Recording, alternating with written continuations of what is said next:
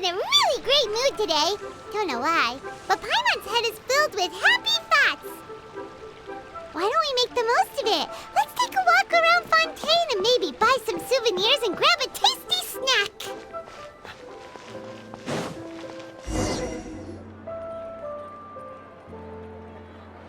Snappity snap, printy printy printy, stackity stack stack stack.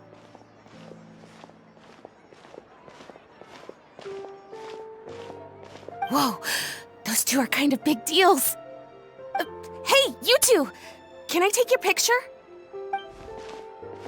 Huh? Does she mean us? Why does she want our picture?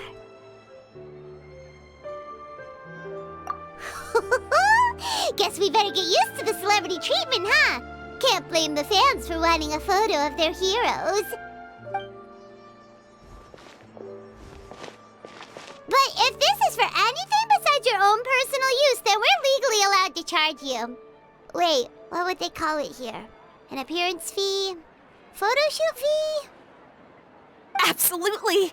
It's just an honor to be able to photograph the Ace Adventurer duo. How does 1.5 million more sound? Sure, that sounds fine! Hold up, how much did you say again? 1.5 million? Did Paimon hear that right? That's a lot of more for just one photograph. Maybe a little too much. Are we really worth all that?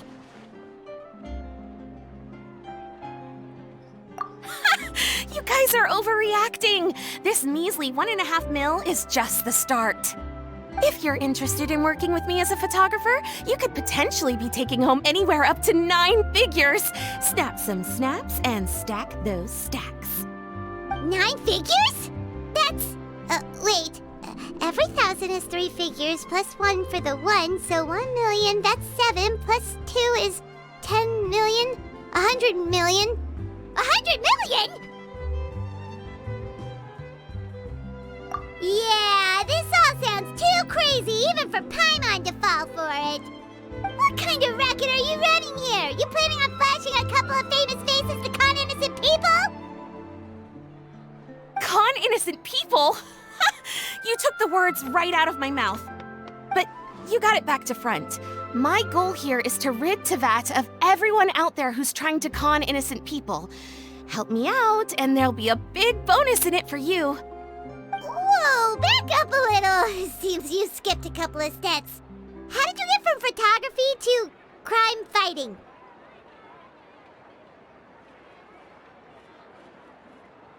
Well, it all has to do with an important problem in law enforcement that often gets overlooked. Target recognition. Common sense says that if Gardamex want to fight crime, the first thing they need to do is identify who's a criminal and who isn't, right? But what happens when a Gardamex mistakes an honest citizen for a criminal, or sees someone brandishing a weapon in public but fails to flag them as a potential threat? Then you've got a huge problem. Think of the poor fisherman whose fishing rod gets mistaken for a spear, or the crafty crook who carries around a metal pipe to club his victims with, but dismissed as a regular plumber. Okay, fair enough. You're kind of making sense now. Great. Okay, so let's say I disguise myself as a cat, or a dog, or a finch, or a pigeon, or maybe even a blubber beast, because why the heck not? So I'm walking around the city streets like an escaped amusement park employee, and a Gardamex sees me. How do you think it would respond? Oh, that's cheating! A Gardamex not gonna do anything to some cute little critter. Also, what kind of blubber beast would even want to come to the city anyway? Bingo! Right answer.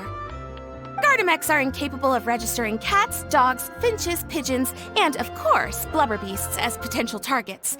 Their image recognition system actually ignores them completely. It is actually fairly logical if you think about it. Removing all the near-zero risk entities from the target database boosts performance in most situations. But here's a quote from a recent report in the Steambird. Several keen-eyed thieves who noticed a flaw in the Gardamex detection systems disguised themselves as blubber beasts during the commission of their crimes. Completely blind to the would-be blubber beasts, the Gardamex made no attempt to intervene in the thefts committed by the gang.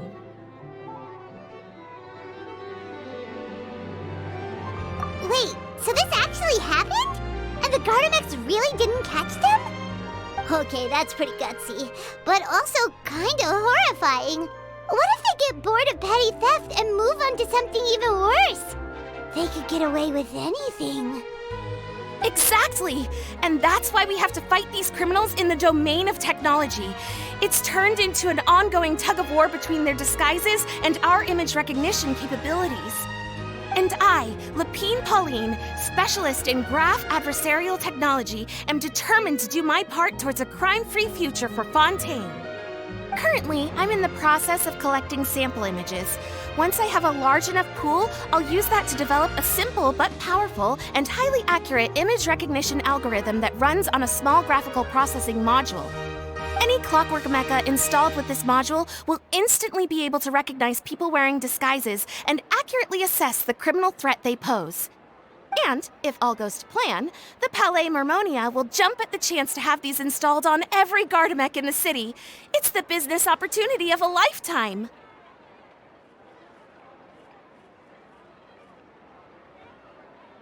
Paimon's getting deja vu.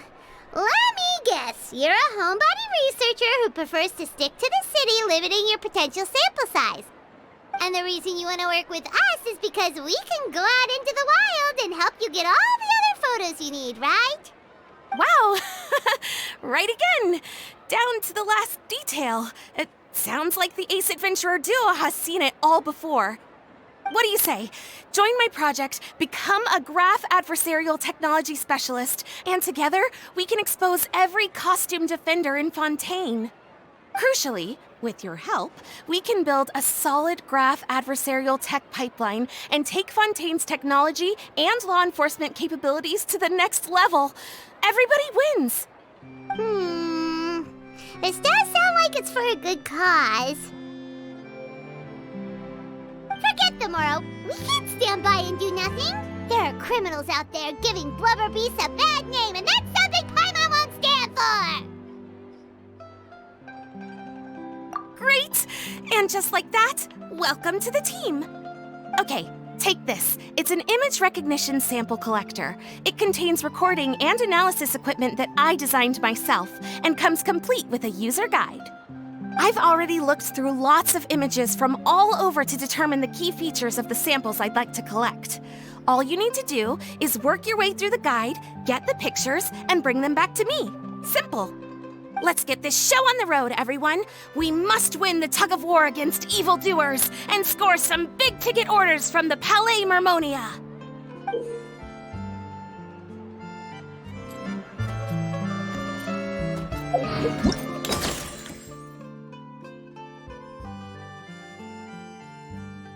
Be not perturbed. I am unscathed.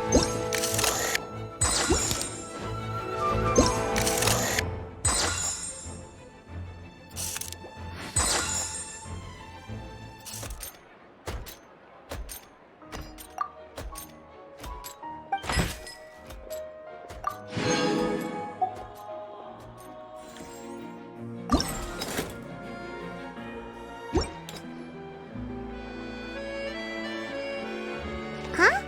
Isn't that Charlotte? What could she want with Lapine Pauline? Pretty please with the cherry on top, Charlotte. Journalist extraordinaire. Please tell me you're joking. I read that a gang of criminals tricked the Gardamex by disguising themselves as blubber beasts. It's true, isn't it? It has to be. I've invested all my savings into graph adversarial technology and even taken out a sizable bank loan. I'm begging you like the beggiest beggar in all of begdom.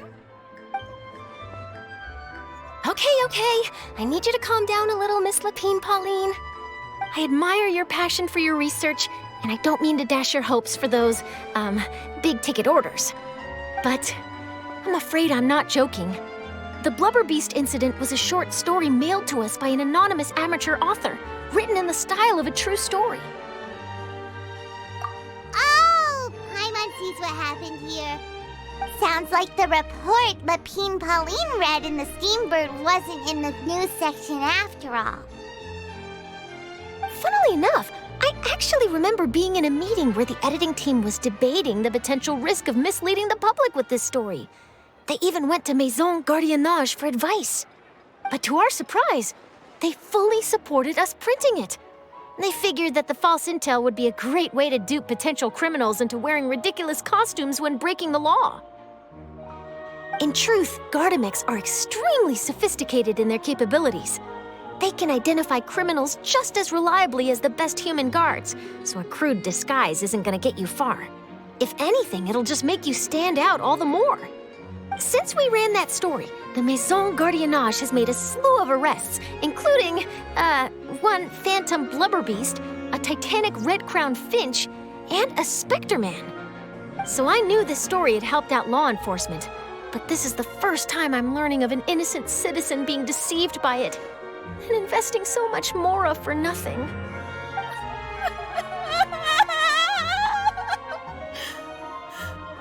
Uh-oh. So Lapine Pauline's whole research project is based on a fictional story? Which means we're not gonna get a big bonus after all. But more importantly, she's gonna lose everything she's invested. Traveler! Paimon!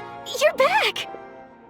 I was in the area taking some photos for a story when I got to talking to Miss Lapine Pauline about her research. She told me about your collaboration. She was hoping I could write an article to spread awareness about image recognition technology. She even paid me for the article and gave me one of her prototype devices before I could get a word in. I unfortunately had to dash her hopes, and I'm afraid all your hard work was in vain too. She's desperately trying to find a way to rescue the project and get you the mora you're due. I've tried to let her down gently, but she's finding it all very hard to accept. This is a new situation for us, too. It's such a pity.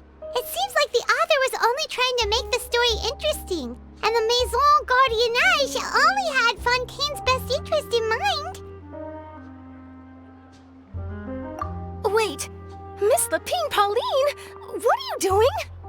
I'm gonna pick a fight with a Gardamek, head to the opera at Biclès, and get a one-way ticket to the Fortress of Meropide.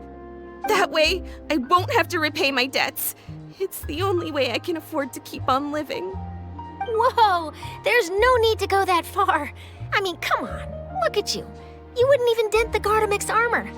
In all likelihood, they'd only hold you up at the Maison Gardiennage for a few days before letting you out, and then you'd still have to repay your debts. Actually, instead of going into the technicalities of that, how much did you actually invest? How bad can it really be? 270,000 mora.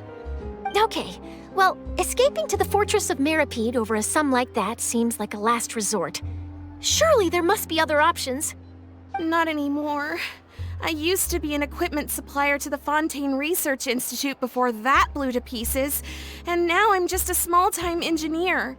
I scraped together some savings over the past few years, but I put every last mora into this project, and now I'm left with nothing. It's not just my savings that are gone, it's my whole future as a graph adversarial technology specialist and my dreams of becoming a billionaire one day.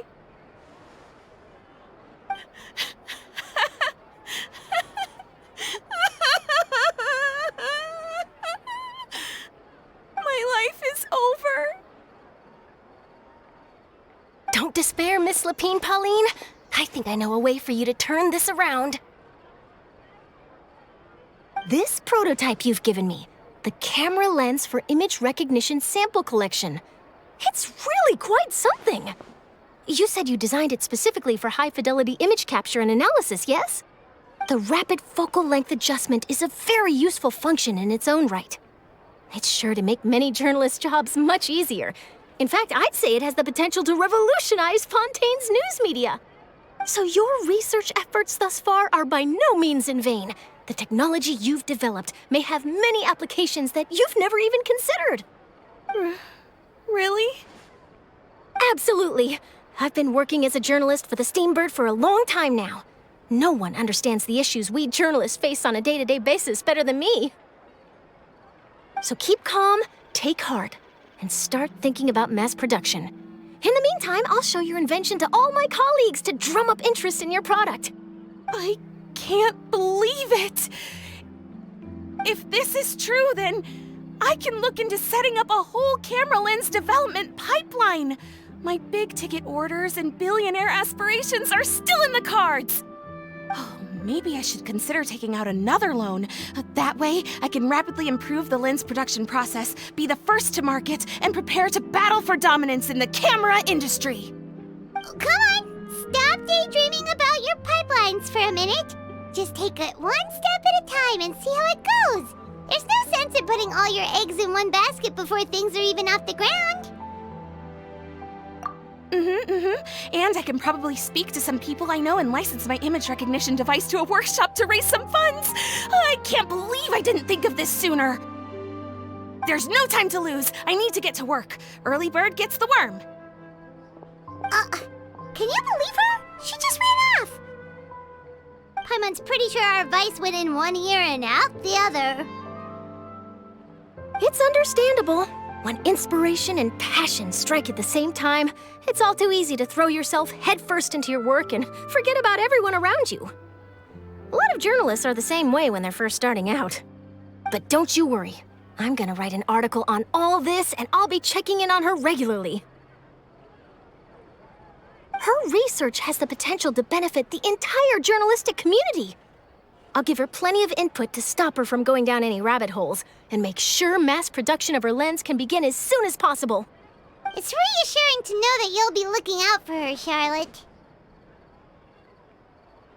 Actually, you know what? Why don't you two take this prototype lens? I'm sure you'll have plenty of chances to use it on your travels. It takes the right person to get the most out of a new technology. In your hands, it's sure to capture some amazing sights. Thanks a lot, Charlotte. No bonus, no biggie. This makes everything worth it. You're welcome. I got something out of this too. The beginnings of a very interesting news story. The boundaries between real news reports and news-like fiction must not be blurred, even when there's a compelling justification for doing so. Yes, that's how I'll phrase it to the editors when I give them my feedback. Let's hope we don't mislead any more well-meaning citizens in the future.